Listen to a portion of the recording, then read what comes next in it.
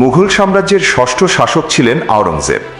তিনি বাবর, হুমায়ুন, আকবর, জাহাঙ্গীর এবং শাহজাহানের পরে সিংহাসনে বসেন। আওরঙ্গজেব ছিলেন একজন কোরআনের হাফেজ।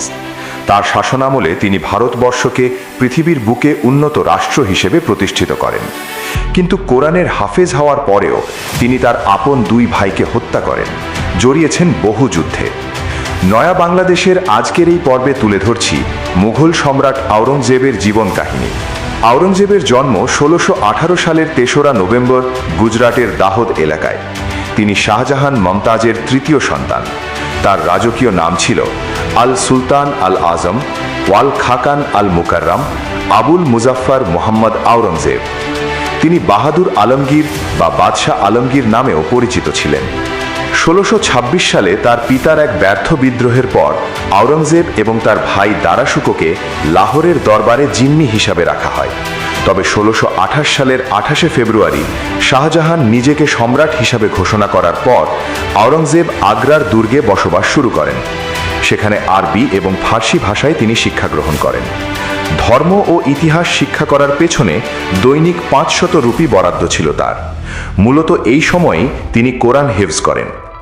মৃত্যুর আগ পর্যন্ত তিনি 49 বছর মুঘল সাম্রাজ্য শাসন করেছেন। প্রকৃতপক্ষে তিনি প্রায় সম্পূর্ণ ভারতীয় উপমহাদেশই শাসন করেছেন।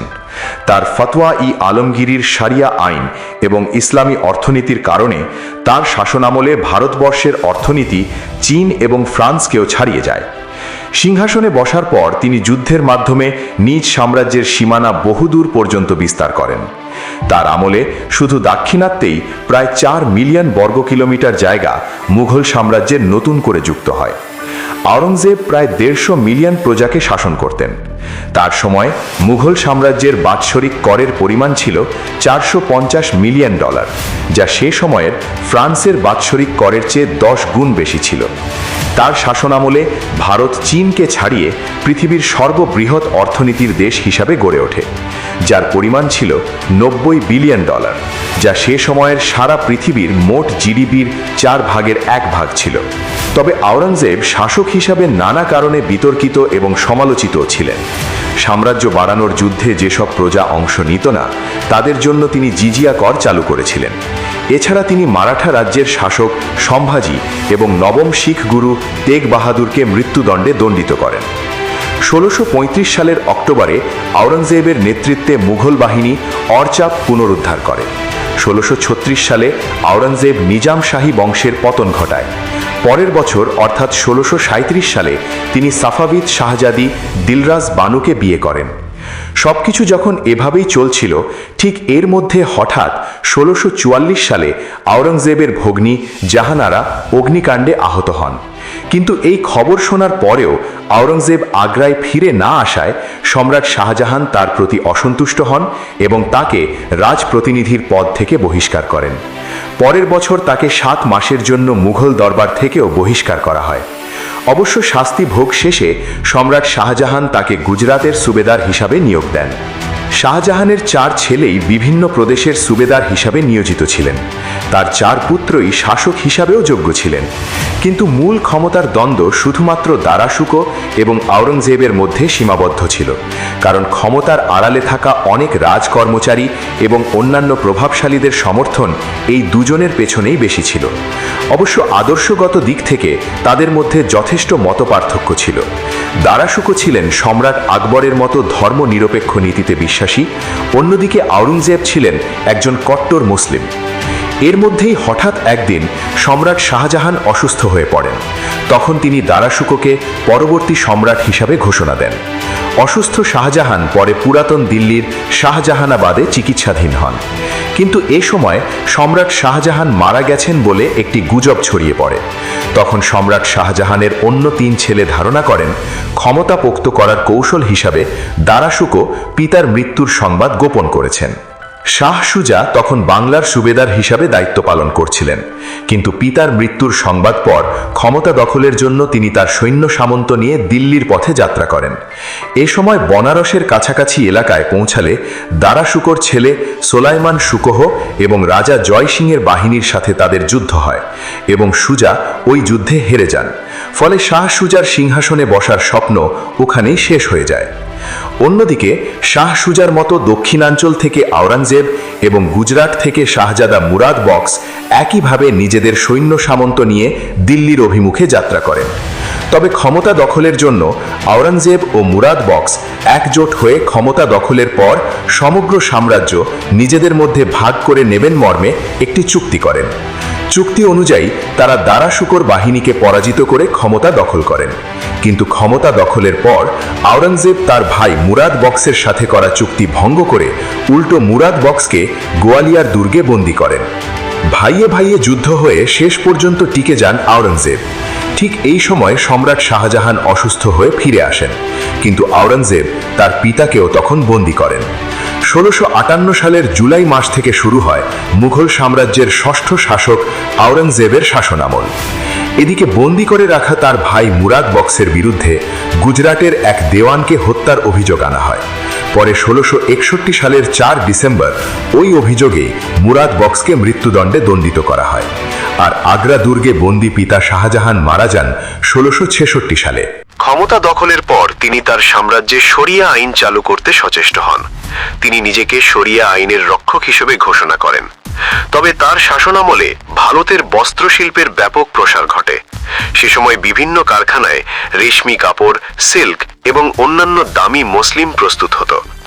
এসব কারখানাগুলোই হাজার হাজার মানুষের কর্মসংস্থান হয়েছিল। 1664 সালে আওরঙ্গজেব শায়েস্তা খাঁকে বাংলার সুবেদার নিয়োগ করেন। শায়েস্তা খাঁ এই এলাকা থেকে পর্তুগিজ এবং আরাকানি জলদস্যুদের পরাজিত করেন।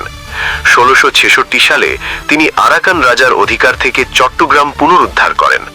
মুঘল সাম্রাজ্যের শেষ পর্যন্ত চট্টগ্রাম একটি গুরুত্বপূর্ণ বন্দর হিসেবে টিকেছিল।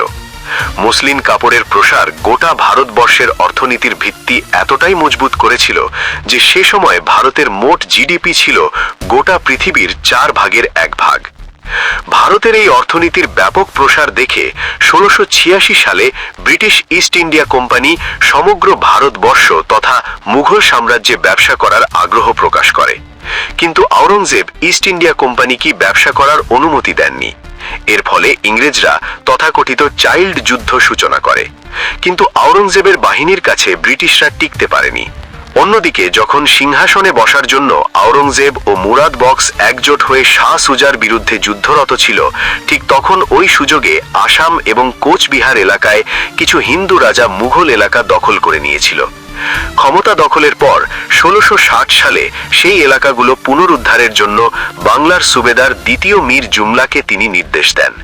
মীর জুমলা তার সৈন্যবাহিনী নিয়ে কয়েক সপ্তাহের মধ্যে কোচবিহারের রাজধানী পুনরুদ্ধার করেন। এরপর মুঘল সেনাবাহিনী আসামের অঞ্চলগুলো দখল করতে শুরু করে। মুঘল বাহিনী আসার খবরে সেখানকার রাজা সুতো আমলা পালিয়ে যান। ফলে বিনা রক্তপাতে যুদ্ধ জয় হয়। 1663 সালের মার্চে মীর জুমলা ঢাকায় ফেরার পথে স্বাভাবিকভাবে মারা যান।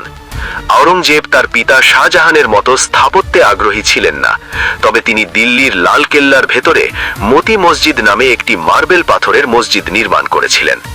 এছাড়া তিনি লাহোর ও বেনারসে 2টি মসজিদ নির্মাণ করেছিলেন।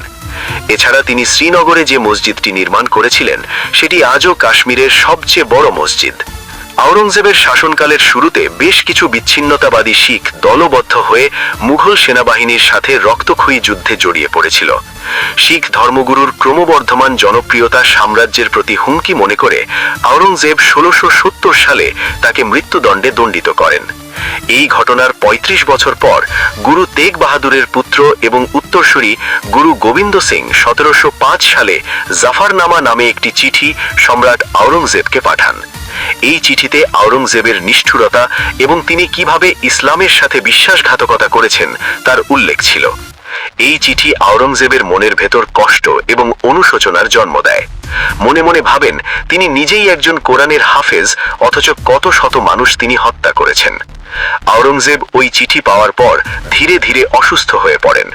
1707 সালের 20 ফেব্রুয়ারি যুদ্ধক্ষেত্রের সামরিক তাঁবুতে 89 বছর বয়সে তিনি মৃত্যুবরণ করেন। কিন্তু মৃত্যুশয্যায় আওরঙ্গজেব চেয়েছিলেন যেন তার মৃত্যুর খবরটি প্রকাশিত না হয়, কারণ তার সন্তানদের মধ্যে সিংহাসনের লড়াই অবশ্যম্ভাবী ছিল। সম্রাট আওরঙ্গজেবের মৃত্যুর পর মুঘল সাম্রাজ্যের সপ্তম সম্রাট হিসেবে দায়িত্ব নেন তারই ছেলে মোহাম্মদ আজম শাহ।